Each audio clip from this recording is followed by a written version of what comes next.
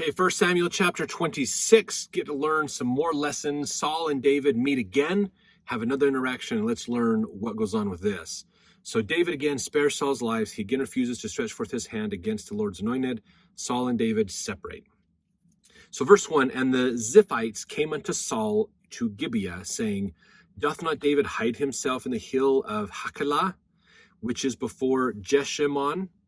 So they told King Saul where to find David, because Saul's been hunting him down, remember.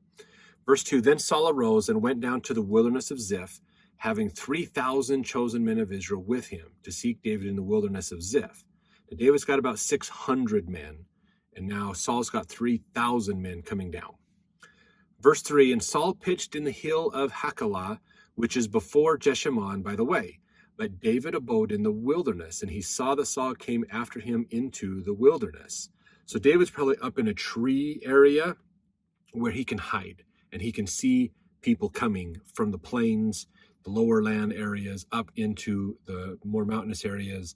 So he has that advantage of knowing they're coming before he knows they're there.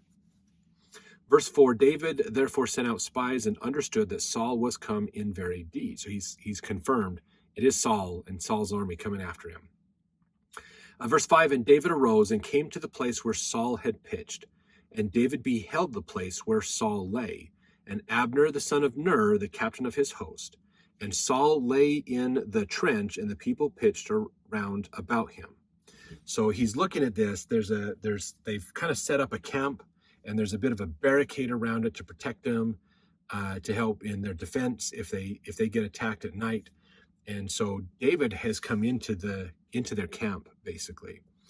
Verse 6, then answered David and said to Ahimelech the Hittite and to Abishai the son of Zeruiah, brother of Joab, saying, who will go down with me to Saul to the camp? And Abishai said, I will go down with thee.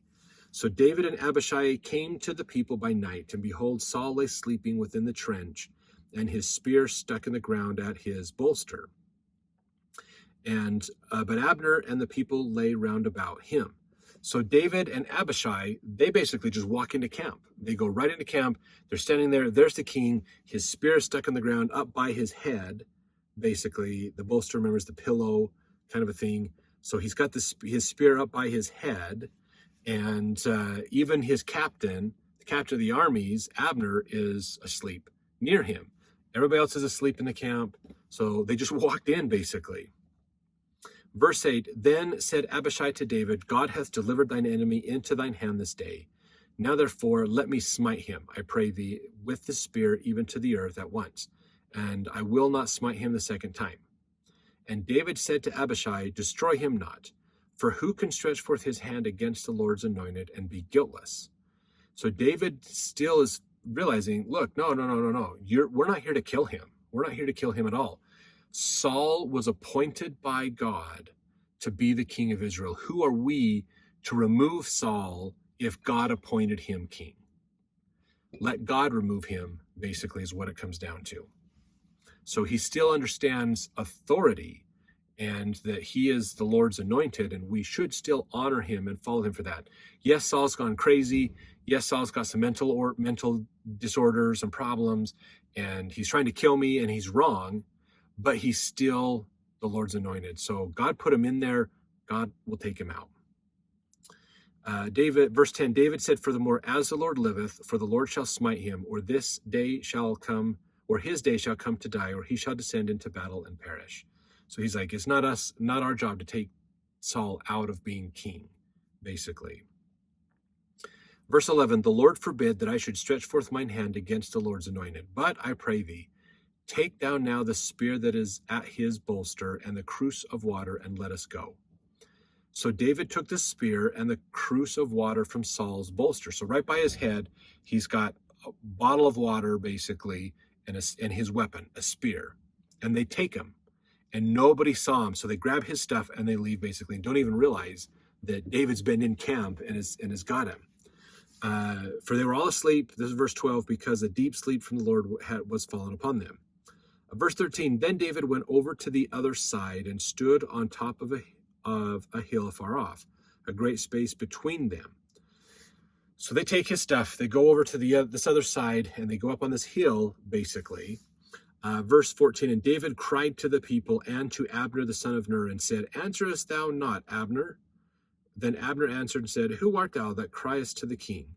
So David's up there going, Saul, Saul, get up. People, get up. What are you doing? Abner, what are you doing? Why are you not protecting your king? What's going on? And Abner's like, who are you? What's going on? And then, so verse 15, and David said to Abner, art not thou a valiant man? And who is like to thee in Israel? Wherefore then hast thou not kept thy lord the king? For there came one of the people in to destroy the king thy lord. This thing is not good that thou hast done. As the Lord liveth, ye are worthy to die, because ye have not kept your master, the Lord's anointed. And now see where the king's spear is, and the cruse of water that was at his bolster. So he's chastising Abner, going, dude, your job is to protect the king, and you failed at protecting the king. You're not worthy of your title. You're a mighty man, but you have completely failed. Why have you failed? Where is the Lord? Where is the spear of the king that was right next to his head? And where is his water bottle? I have them. So that's what's going on here. So verse 17, and Saul knew David's voice and said, is this thy voice, my son David? And David said, it is my voice, my lord, O king. And he said, wherefore doth my lord thus pursue after his servant? For what have I done? For what evil is in mine hand? So David is going, yes, it's me, Saul. You are my king. Why are you trying to kill me? Why are you pursuing me? What's going on with this? So he's trying to get an answer from him.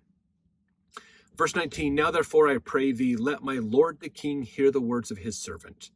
If the Lord have stirred thee up against me, let him accept an offering. But if they be the children of men, cursed be they before the Lord. For they have driven me out this day from abiding in the inheritance of the Lord, saying, go serve other gods.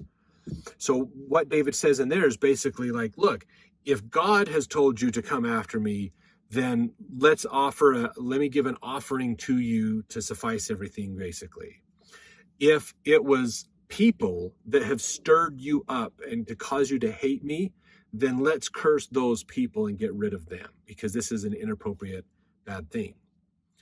Verse 20, now therefore let not my blood fall to the earth before the face of the Lord, for the king of Israel is come out to seek a flea, as when one doth hunt a partridge in the mountains. So he's saying, why are you guys here? You got like 3,000 soldiers to take us out, really?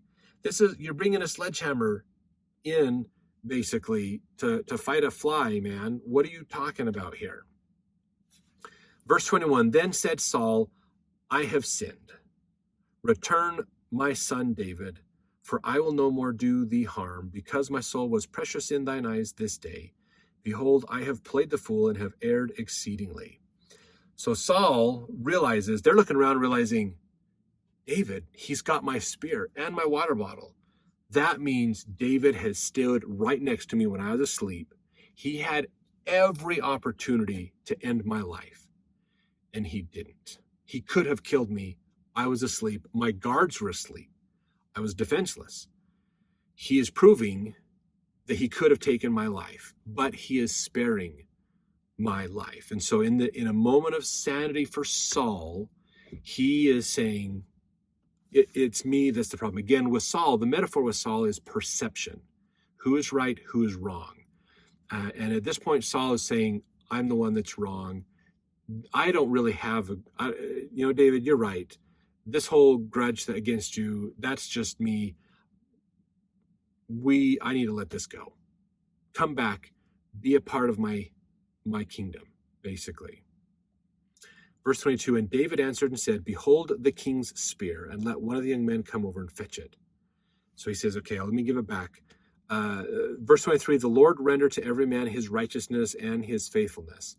For the Lord delivered thee into my hand today, but I would not stretch forth my hand against the Lord's anointed. And behold, as thy life was much set by this day in mine eyes, so let my life be much set in the eyes of the Lord. let him deliver me out of all tribulation. So he's like, look, whatever bad blood is against you, between you and I, let God reconcile that out. If there's a sin, he'll take care of the sinner. Let God will answer for this. He'll take care of figuring all this out. Verse 25, then Saul said to David, blessed be thou, my son David. Thou shalt both do great things, and also shalt still prevail. So David went on his way, and Saul returned to his place. So David got the forgiveness, realizing there really isn't. It's just a personal beef that Saul has. He's crazy.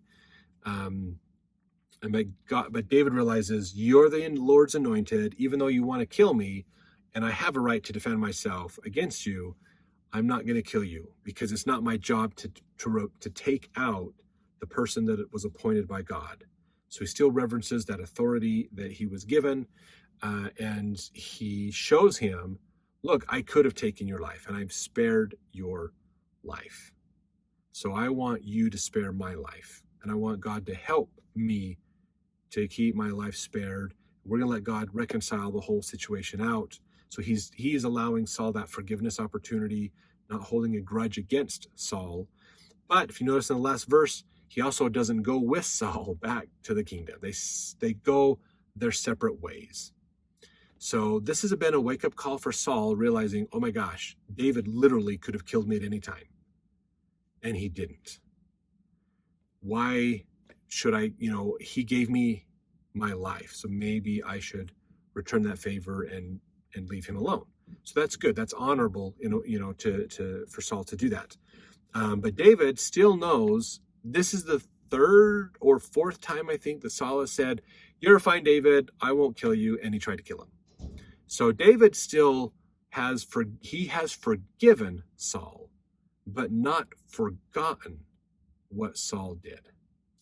And so that's something that's good for us to look at when we come to repentance, when we come to forgiveness. If somebody has hurt us, okay, forgiving them is important. Forgiving them is about us, not holding that grudge, not holding that anger and hate in, but letting God absolve that hate and anger, letting the atonement cover that and take care of that. We forgive them, the atonement will cover the rest and take care of the punishing or whatever needs to be done in the end. But just because you have forgiven doesn't mean you have to give full trust back to that person. That's okay. Forgiveness is about you taking care of your side of the equation. Okay. Trust is about them, proving that they can be trusted by you again. Okay. Very, very important distinction to make. So let's jump into chapter 27 to learn more about what happens with David, as he is not the king yet, but we know he will be the king soon. See you then.